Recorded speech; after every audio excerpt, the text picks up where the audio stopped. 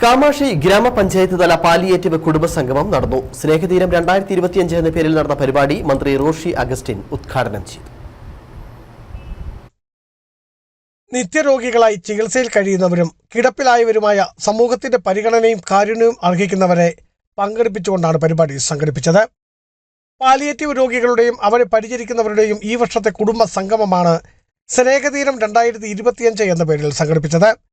Thankamani Saint Thomas പള്ളി ഓഡിറ്റോറിയത്തിൽ വെച്ച് നടത്തിയ പരിപാടി സംസ്ഥാന ജലവിഭവ വകുപ്പ് മന്ത്രി റോഷി അഗസ്റ്റിൻ ഉദ്ഘാടനം ചെയ്തു. കാമാക്ഷി ഗ്രാമപഞ്ചായത്ത് പ്രസിഡന്റ് അനുമോൾ വിജേഷ് അധ്യക്ഷയായിരുന്നു.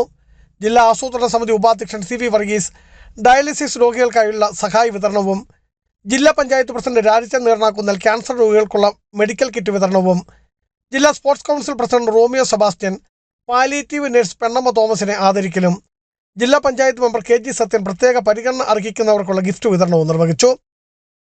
പഞ്ചായത്ത് ആരോഗ്യ വിദ്യാഭ്യാസ standing committee chairperson Reni Roy ഡോക്ടർമാരെ ആദരിക്കലും, ആരോഗ്യ വിദ്യാഭ്യാസ സ്റ്റാൻഡിംഗ് കമ്മിറ്റി അംഗം MJ ജോൺ ആശാ പ്രവർത്തകരെയും ആദരിച്ചു.